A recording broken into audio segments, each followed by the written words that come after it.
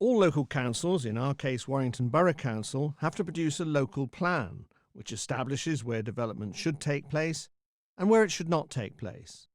The plan also establishes where there might be opportunities for development which regenerates areas no longer suited to previous uses, and when there might be scope to improve the health and well-being of residents.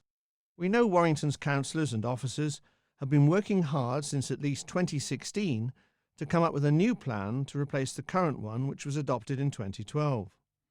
This has been hard for all sorts of reasons, including changes in government policy, Brexit, and commitment to major infrastructure investments such as HS2.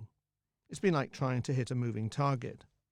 When a detailed version of the plan, the proposed submission version or PSV, was presented for consultation early in 2019, more than 3,500 individuals, groups, businesses, parish councils and community groups from across the whole of Warrington raised concerns about the plan.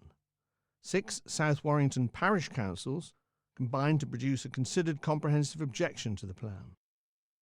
The most obvious reason, the headline reason for the parish council's objection, was that the plan proposed a huge expansion of Warrington onto greenfield sites, many in the green belt, in pursuit of development-led growth. But it also seemed clear that the new housing proposed would not be affordable for those who cannot already access the housing market. Even more importantly, a careful analysis of the proposed plan prompted serious concerns over the way in which the development was focused away from the town centre, because this resulted in a demand for major spending on infrastructure, which was inevitably road-based. Parish councillors expressed doubt about Warrington's ability to deliver vast amounts of new infrastructure, transport, schools, health and community facilities to make the plan work. So the proposals in the plan were thought likely to prove undeliverable on the grounds of costs. The new roads, schools and other facilities required by the plan would cost so much there'd be nothing left to invest in schools and infrastructure in the older parts of Warrington. But even if by a miracle the PSV could be shown to be deliverable, it would lead in turn to concern about the environment, with issues for air quality in places already having some of the worst levels of pollution in the country. The plan paid little regard to the health and well-being of those living in less affluent parts of the borough. The parish councillors conclude that if anything, the proposals of the PSV will increase inequality across the borough and perpetuate the gaps already visible in quality of education, employment, opportunity, health and well-being. It was nevertheless our understanding from discussions with the council that despite the obvious lack of consensus over the plan, they intended to present the March 2019 PSV with little or no substantive change for examination in public by a planning inspector. Alongside that disagreement about the content of the 2019 PSV, however, external events have created a new world which is very different now to the one which existed just 18 months ago when the plan was published. And the evidence used to inform the plan, some of which goes back to 2016, is certainly less relevant and by now out of date. And just think what's happened over the last year. An unprecedented viral pandemic which has changed almost everything we do. Economic recession, particularly as a result of the pandemic. A new government with a completely different agenda towards planning and housing development, including the way in which the need for a new housing is calculated. The consequences of leaving the European Union. Decisions made by the government to commit to national infrastructure projects such as HS2 and Northern Powerhouse Rail. The emergence of previously developed sites available for regeneration, including Fiddler's Ferry and Crossfields. The scope for rail-based logistics based on the former Parkside Colliery site. The conclusions of the local transport plan, which show that transport infrastructure required for the development in the plan cannot be delivered within the plan period.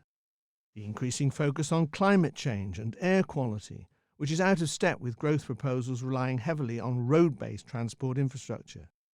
The need to make sure that the town centre survives, changes across the retail sector because the town centre is also about having work, health, community and educational facilities close to those who need them. Even if only some of these issues prove to have the expected impacts, the plan that's on the table now will be out of date before it's even adopted. None of this is really Warrington Borough Council's fault. In reality, they have little or no control over most of these changes. Parish councils agree that a local plan must be produced, but it thinks that the PSV is the wrong plan. In short, that plan puts the wrong development in the wrong place and would be a disaster for the people and businesses of the town. Parish councillors are encouraged by Warrington Borough Council's recent decision, announced by the leader on October the 2nd, to pause the local plan process. In the announcement, he said, "The local plan will shape Warrington's future and it's vital to get it right." The parish councils agree and think this is the time to bring forward a local plan that responds to recent changes and above all benefits the whole town. That means we need a different plan to the one on the table at the moment, a new plan which much better serves Warrington and the people who live and work here for the rest of the 2020s and into the 2030s. A new plan for a changing world. A new plan should focus more carefully planned development close to and in the centre of Warrington. A new plan should focus more on the railway links which crisscross the town centre and form the base of a sustainable transport system which does not rely on car use. A new plan, including a town centre master plan, could give the council the tools it needs to press to relocate the hospital to a new site in the town centre.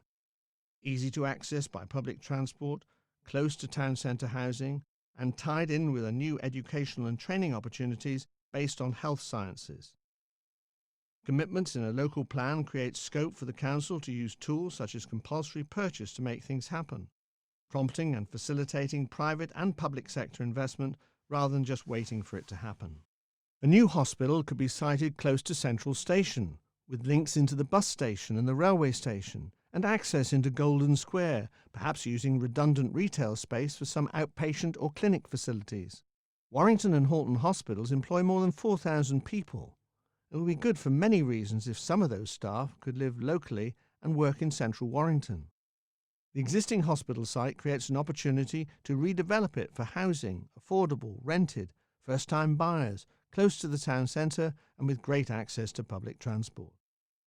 New rail infrastructure developing into the 2020s and 2030s should be focused on a transport hub around Bank Quay. The current plan already proposes this, but a new plan could take this further.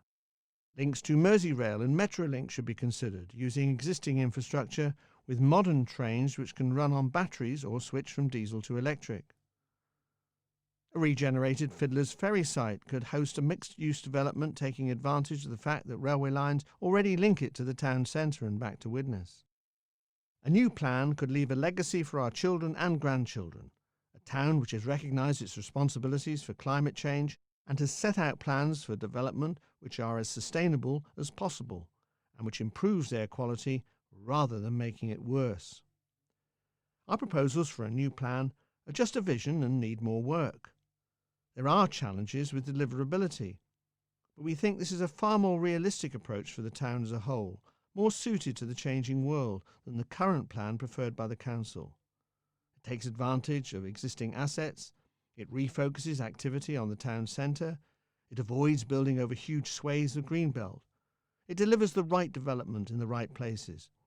Importantly, we believe that this vision would address issues of opportunity and inequality across the whole borough.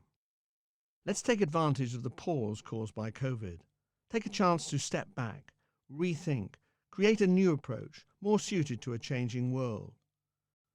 We ask Warrington Borough Council to work with us and the local MPs and businesses and the people of Warrington to secure what's best for Warrington as a whole, not just house builders and developers.